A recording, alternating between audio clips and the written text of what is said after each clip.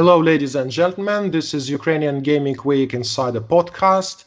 And today our guest is Glyn Thomas, who is kind of insider in the Ukrainian gaming market, because currently he's not working for gaming business directly, but he used to be editor of Ace Publishing and the magazines like Casino Life, and he used to live in Ukraine for quite a long time, and he's married with a Ukrainian woman, so he knows about Ukraine quite a lot and the gaming business as well. Hello, Glyn. Nice to see you. Hi, how are you doing? I'm all right. I'm all right. Yeah. So now you are in Britain, and some things are seen better from the distance. What do you see happening now in Ukraine in regards to the gaming business? I think it's an interesting start. It's been a long time coming, and now seems to be a very compressed activity with lots of things happening in short succession. A lot of things seem to be rushed, and a lot of things are perhaps not being well thought through. They've had plenty of time to think about it, and it now seems to be a bit of a rush. But it's good that something's happening positive at last. Glyn, you used to organize the Game On conference a few years ago. Yeah. That was around one of the efforts to legalize gaming in Ukraine.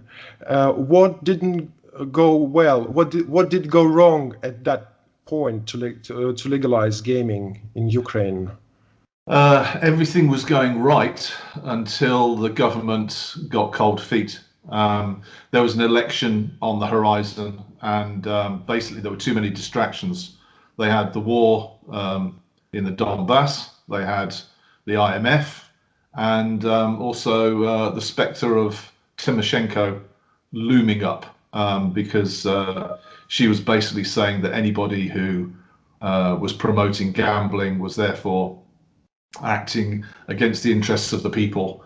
And politicians got a bit scared. So it went right down to the wire, and there was business breakfasts arranged. There was all sorts of meetings arranged between investors and governments, and they backed out literally on the morning of the event.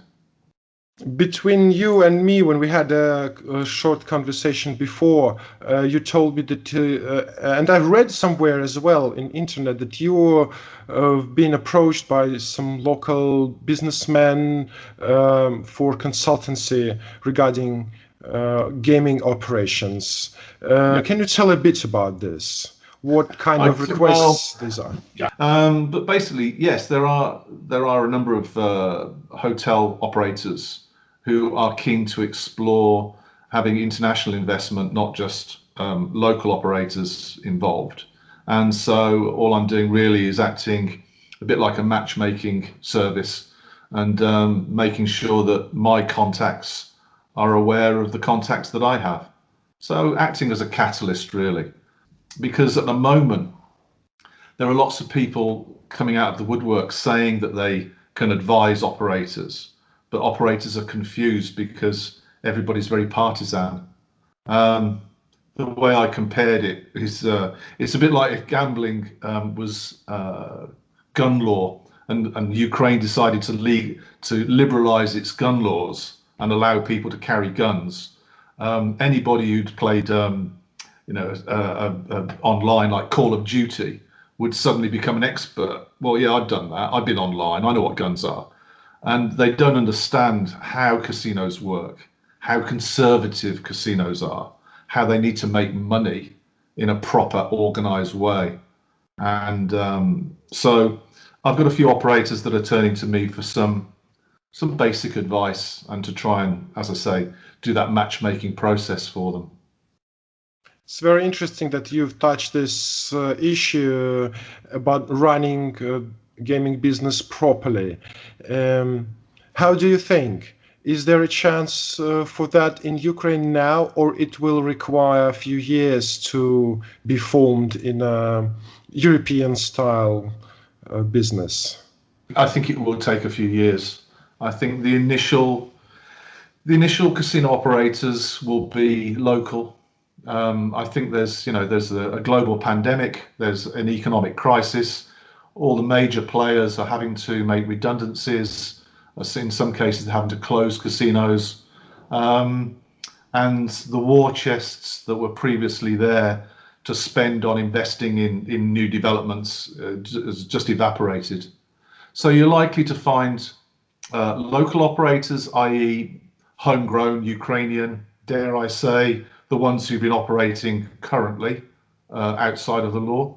But I think in particular, we should also watch out for those who have experience of Eastern Europe generally. So these years will be more kind of exploratory.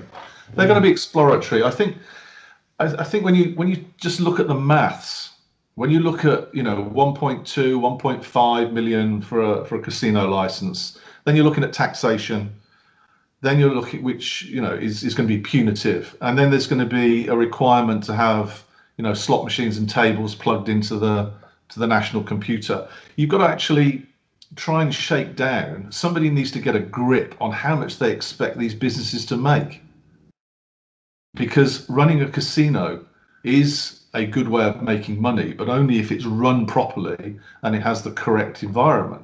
It needs the proper landscape to work. And I don't think that they've set that out clearly, and it's why international investors are not going to turn up. Don't expect them at Borispol. They're not going to turn up in droves just because the casino industry is opened up. There are different evaluations of this market now, but all of them are around billions of dollars. How do you evaluate the Ukrainian market and its potential? It only has potential if it's linked.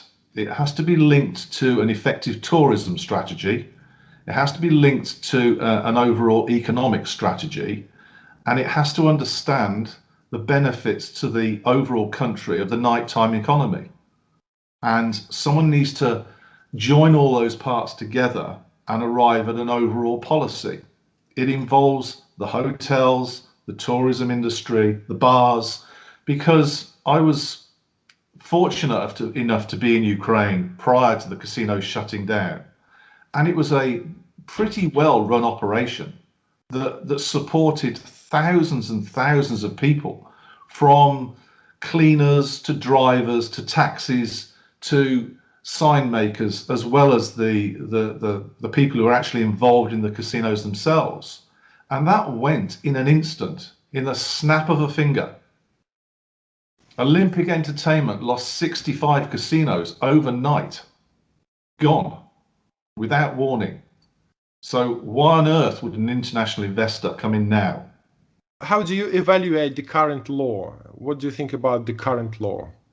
It lacks finesse. It does its job. It says what's got to be done. The devil is in the detail. It's now down to the Gambling Commission. They've already said they're going to have 230 odd staff. They've even decided where the premises are. But I think there's some things like culture and values that need to be discussed first. And you would think that they would try and benefit from worldwide regulators. There are many forums that worldwide regulators meet, and you would hope that they would seek their advice. Thank you, Glyn. Thank you very much for your time, for your knowledge shared with us. This was Ukrainian Gaming Week Insider Podcast. Thank you, Glyn. Bye-bye. Thanks. Bye-bye.